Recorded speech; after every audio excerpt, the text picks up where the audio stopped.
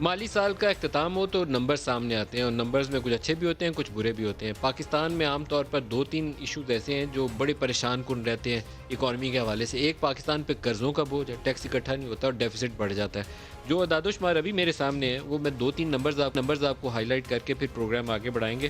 اس میں ایک تو جو پاکستان کے اوپر قرضوں کا بوجھ ہے، اس کی جو ٹوٹل اس وقت اس کا والیوم ہے وہ ہو گیا 37,997 ارب، آلموسٹ 38,000 ارب کا قرضوں کا بوجھ ہو گیا۔ اور اگر اس میں گارنٹیز شامل کر دوں، جس کو وہ پرائم منسٹر الیکشن کمپین میں کہتے تھے 30,000، اگر وہ 30,000 رکھیں تو وہ آلموسٹ کوئی 45-46 ہزار ارب پہ پہنچ گیا۔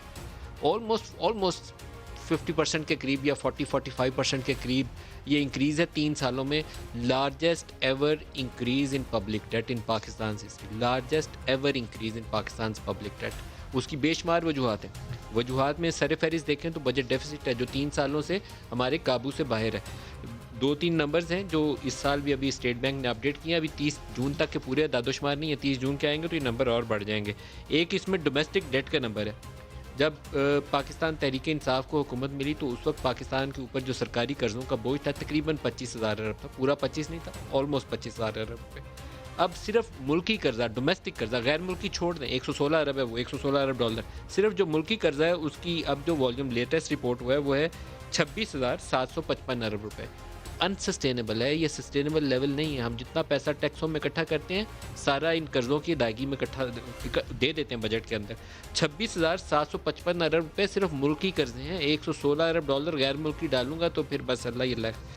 اسی طریقے سے جو بینک بورنگ ہے ایک الارمنگلی ہائی نمبر ہے۔ کسی زمانے میں اسٹیٹ بینک سے بورو کر لیا جاتا تھا ڈیفیسٹ فائنانسنگ کے لیے، اب آئی ایم ایف نے کہا کہ آپ نے اسٹیٹ بینک سے بورو نہیں کرنا، تو ہم بڑا خوش ہو کے ٹی وی پہ آ کے تقریر کر کے بتاتے ہیں کہ ہم اسٹیٹ بینک سے ایک پائی نہیں بورو کی۔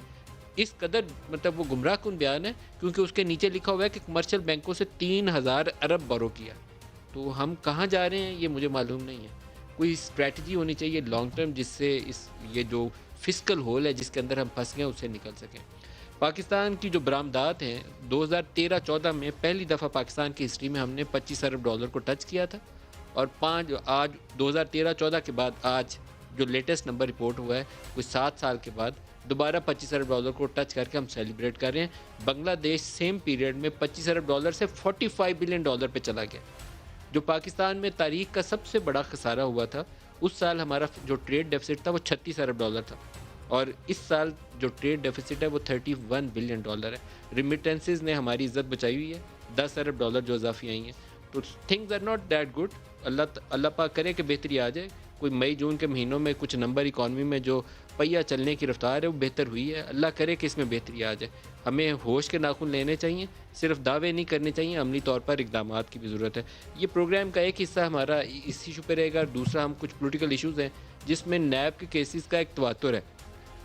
کچھ کیسز کے اوپر ہائی کورٹ سے آرڈر آئے، جس میں احسن اقبال صاحب کا کیس تھا۔ وہ کیس کا اگر آرڈر پڑھیں تو نیب کو سوائے شرمساری کے اس میں کچھ نہیں ملتا۔ خواجہ آصف کا کیس ہے، 5.5 ماہ جیل کاٹ کے آئے ہیں۔ کورٹ کہہ رہی ہے کہ ان کے ذرائع اور جو اخراجات جس کے اوپر ہے کہ آپ کے انکم اور ایکسپینڈیچرز میچ نہیں کرتے آپس میں، تو آپ کے پاس کچھ ایسٹ بیونڈ مین ہے، کچھ پایا ہوا ہے۔ وہ کہتے ہیں جو باہر والا پیسہ ہے جو ایف بی آر میں ڈکلیئرڈ ہے وہ ملا لیں تو اس میں کچھ بچتا نہیں ہے۔ تو پھر کیس کیا تھا؟ ریفرنس فائل نہیں ہوا ابھی تک۔ شاہد خاقان کا کیس ہے، شاہد خاقان نے کچھ سال 1.5 سال جیل کاٹی ہے، اس کے اوپر بھی اب انہوں نے کہا کہ ہم دوبارہ سپریم کورٹ کے سامنے درخواست لے کر جائیں گے۔ ایک سوالیہ نشان ہے بے یقینی کا پاکستان کے اندر۔ اکاؤنٹیبلٹی بند چاہیے لیکن ٹرانسپیرنٹلی ہونی چاہیے۔ ثبوت کٹھے کریں، تحقیقات کریں جس کے اوپر ایسی کریڈیبل ایویڈنس ہو جو کورٹ آف لاء کے اندر جا کے اس کے اوپر آپ جرم ثابت کر کے کسی کو سزا دلوا سکیں۔ اس کیس کو لے کر آگے جائیے، لیکن وچ ہنٹنگ، جو پولیٹیکل وچ ہنٹنگ ہے وہ پاکستان کے لیے اس قدر زہر قاتل ثابت ہو رہی ہے کہ پاکستان میں سیاسی بے یقینی کی فضا کو ختم ہی نہیں ہونے دیتی۔ وہ ایسے لگتا ہے کہ ذاتی دشمنی ہیں جو ایک دوسرے سے نکال رہے ہیں، جو ہونی نہیں چاہیے۔ اگر کوئی ایک کرپٹ شخص کسی نے کسی پیسے میں کسی بڑے پروجیکٹ کے اندر پیسہ کمایا ہے، آپ اس کو ثابت کریے اس نے 4 ارب 2 ارب 6 ارب کمایا ہے، اس کو پکڑیے، ساری عمر کے لیے رہا نہ ہونے دیجیے۔